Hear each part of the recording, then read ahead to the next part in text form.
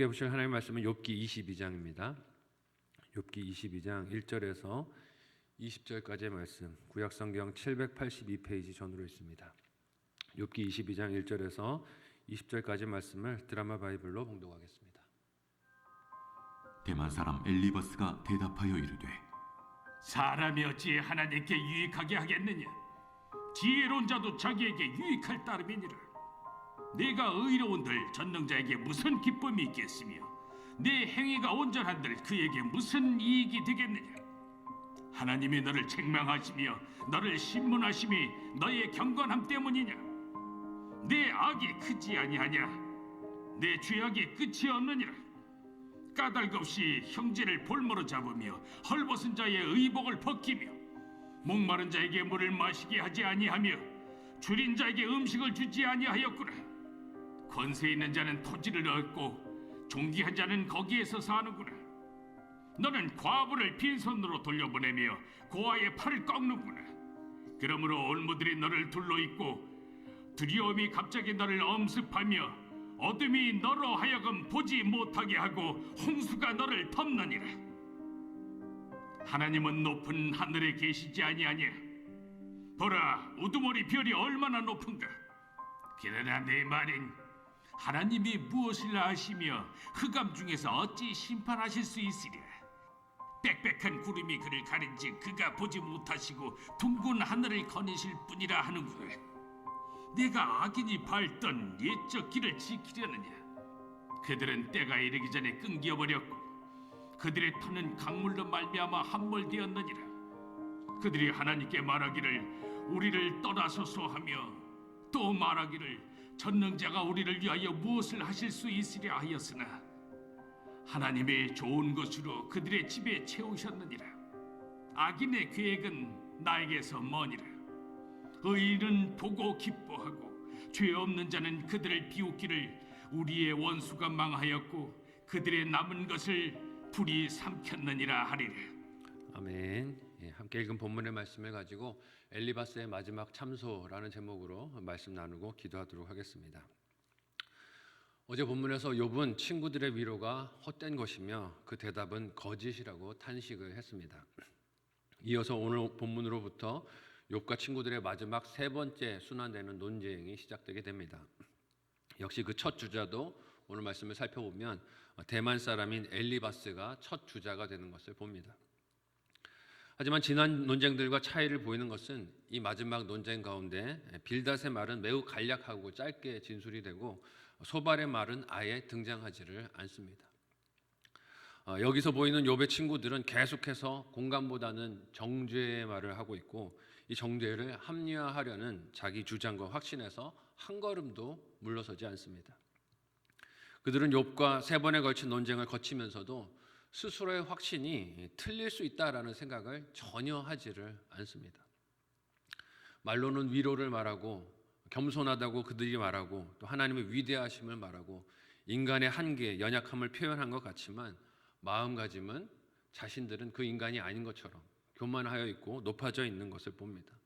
자신들의 생각이 오류가 있을 수 있다라는 것을 전혀 염두에 두지 않는 것이죠.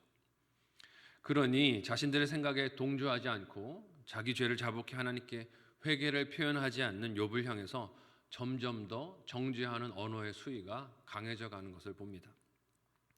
그들의 눈에는 욥이 공감이나 위로의 대상이 아니라 오로지 언쟁에서 이겨야 하고 정죄에서 죄를 드러내야 하고 무릎을 꿇게 만들어야 하는 상대가 되어 있는 것을 봅니다. 위로해야 할 친구가 아니라 논쟁에서 이겨야 할 상대가 되어 있어요. 그래서 욥도 이제까지 친구들이 자신에게 했던 말이 그 언어가 위로이기보다 재난이고 괴로움이고 아픔이라고 표현을 했습니다. 하지만 포기를 모르는 엘리바스는 오늘 본문에서 어떻게 욥의 말을 책망하고 공격을 합니까? 함께 1절에서 5절까지의 말씀을 한 목소리로 읽어보도록 하겠습니다. 같이 읽습니다. 시작. 대만 사람 엘리바스가 대답하여 이르되 사람이 어찌 하나님께 유익하게 하겠느냐? 지혜로운 자도 자기에게 유익할 따름이니라. 내가 의로운들 전능자에게 무슨 기쁨이 있겠으며 내 행위가 온전한들 그에게 무슨 이익이 되겠느냐? 하나님이 너를 책망하시며 너를 신문하심이 너의 경건함 때문이냐? 내 악이 크지 아니하냐 내 죄악이 끝이 없느니라. 이제까지 친구들과 논쟁을 하며 욥이 외쳤던 것이 무엇입니까? 하나님 앞에 신실한 삶을 살아왔다 하는 것이에요. 하나님을 경외하는 삶을 살아왔다 하는 것이었습니다. 그 마음이 진심이고 늘 순전했다 하는 것을 말해왔어요. 그러나 엘리바스는 이런 욥의 항변을 무색하게 하는 논리를 펴니다. 무슨 말입니까? 미물인 사람 따위가 하나님 앞에 결백해봤자 그게 얼마나 결백하겠느냐 말하는 것이죠. 깨끗해봐야 얼마나 깨끗하겠으며 진심을 다해 하나님을 경외한다고 했어도 그것이 하나님께 무슨 영향력이 되겠느냐. 신실하게 살았다고 해봐야 하나님께 그게 무슨 이익이 되겠느냐라고 말을 합니다.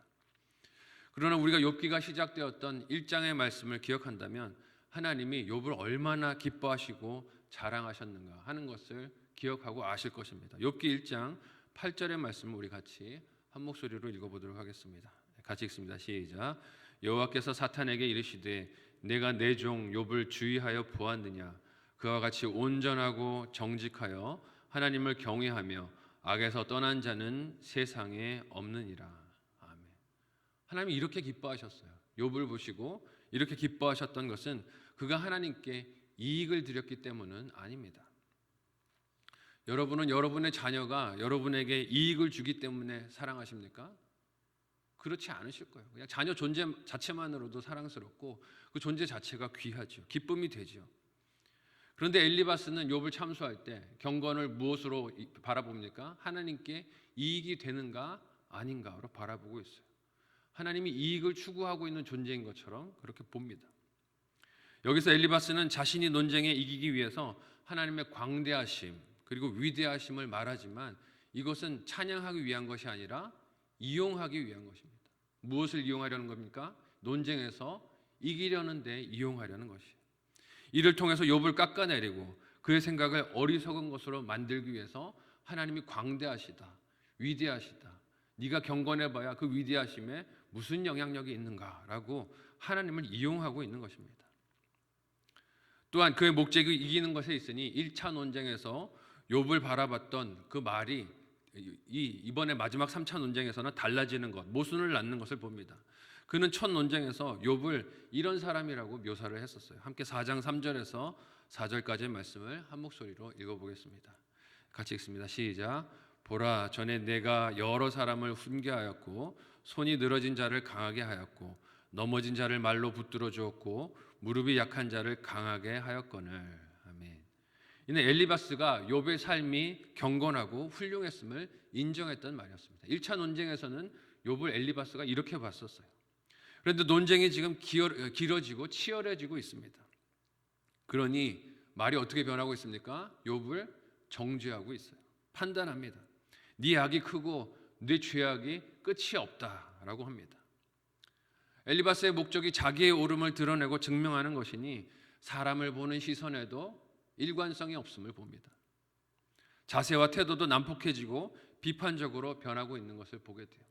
이어지는 구절에서 엘리바스가 지금 고통 중에 있는 욥에게 무슨 죄를 따져 묻습니까? 함께 6절에서 10절까지의 말씀을 한 목소리로 읽어보겠습니다. 같이 읽습니다. 시작. 까닭 없이 형제를 볼모로 잡으며 헐벗은 자의 의복을 벗기며 목마른 자에게 물을 마시게 하지 아니하며 줄인 자에게 음식을 주지 아니하였구나.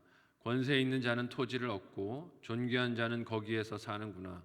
너는 과부를 빈손으로 돌려보내며 고아의 말을 꺾는구나. 그러므로 올무들이 너를 둘러있고 두려움이 갑자기 너를 엄습하며 어둠이 너로 하여금 보지 못하게 하고 홍수가 너를 덮느니라. 엘리바스는 계속 욥의 고난을 그가 회개해야 할 죄와 연관 지으려고 합니다. 그러니 욥이 지었다고 생각하는 죄들이에요.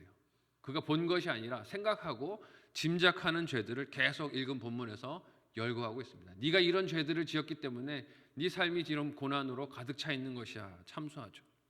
가난한 자들을 학대했고 필요가 있는 사람들을 외면했으며 그 결과로 지금 욥이 겪고 있는 괴로움들이 찾아왔다는 것입니다.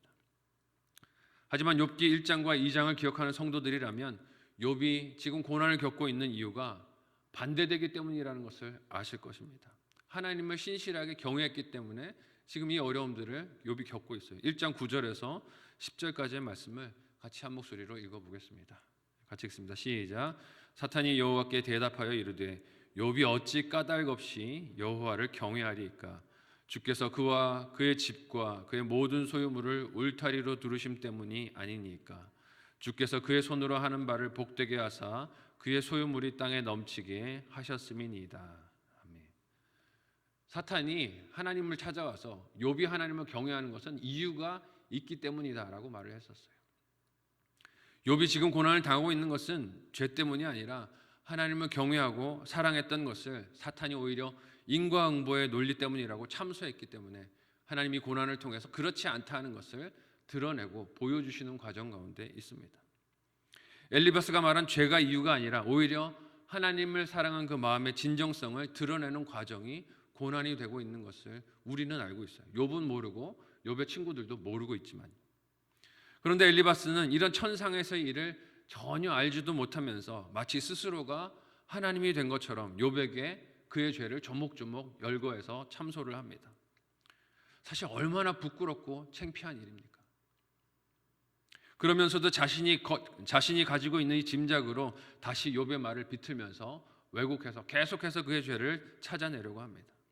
그러나 엘리바스가 욥에게 하는 말은 욥이 실제로 논쟁에서 했던 말도 아니었던 것을 봅니다. 오늘 본문 12절에서 20절까지의 내용 좀 많이 길지만 우리 같이 한 목소리로 읽어보도록 하겠습니다. 같이 읽습니다. 시작. 하나님은 높은 하늘에 계시지 아니하냐? 보라, 우두머리 별이 얼마나 높은가? 그러나 내 말은 하나님이 무엇을 아시며 흑암 중에서 어찌 심판하실 수 있으랴? 빽빽한 구름이 그를 가린즉 그가 보지 못하시고 둥근 하늘을 거니실 뿐이라 하는구나. 내가 악인이 밟던 옛적 길을 지키려느냐? 그들은 때가 이르기 전에 끊겨버렸고 그들의 터는 강물로 말미암아 함몰되었느니라. 그들이 하나님께 말하기를 우리를 떠나소서 하며 또 말하기를 전능자가 우리를 위하여 무엇을 하실 수 있으랴 하였으나 하나님이 좋은 것으로 그들의 집에 채우셨느니라. 악인의 계획은 나에게서 머니라. 의인은 보고 기뻐하고 죄 없는 자는 그들을 비웃기를 우리의 원수가 망하였고 그들의 남은 것을 불이 삼켰느니라 하리라. 읽은 본문 속에서 엘리바스의 말만 보면 마치 욥이 하나님에 대해서 하나님은 죄를 보실 수도 없는 분인 것처럼, 그러니 아무런 징계나 처벌도 하시지 않는 분으로 말한 것만 같습니다. 마치 악인들이 걸어갔던 길을 욥이 함께 따라가는 사람이었던 것처럼 그렇게 엘리바스가 말하고 있어요. 그러나 이것은 욥의 말을 지금 악용하고 왜곡하고 있는 것이죠. 욥이 악인들이 세상에서 번성하고 잘 사는 모습을 이야기했었습니다. 분명히 그랬어요. 지난 21장 말씀을 보면 악인들이 이 땅에서 형통하고 사는 것을 너희가 어떻게 설명하겠느냐라고 물은 적이 있죠. 근데 여러분, 이것은 악인들이 땅에서 번성하고 사는 모순된 모습을 말하기 위한 것이지 욥 자신이 그런 생각으로 악을 행하면서 살아왔다고 한 말은 아니었습니다. 그런데 엘리바스는 마치 욥이 그런 말을 한 것처럼 욥의 말을 비틀어서 왜곡하고 있어요. 마치 욥이 악인들을 두둔하며 그들이 걷던 길을 동조하여 같이 걸었던 것처럼 정죄하며 공격하는 용도로 욥의 말을 비틀어 사용합니다. 듣지 않는 사람의 전형적인 모습이죠. 주위에서 듣지 않고 들으면서도 계속 내가 해야 할 말만 생각하고 있는 사람의 모습이 엘리바스 속에서 드러나는 것을 봅니다. 이런 오해와 참소를 겪는 욥은 이 외롭고 힘든 과정 속에서 그렇지만 다듬어지는 과정 중에 있는 줄로 믿습니다. 다듬어지고 있는 거예요. 이 고난과 괴로움 속에서 하나님이 욥의 하나님을 향했던 그 잘못된 마음들과 오해들을 다듬어주고 계신 과정 속에 있습니다. 과거의 세상을 확신하고 바라보던 인과응보의 고정관념이 이 고난을 통해서 무너지는 중에 있습니다.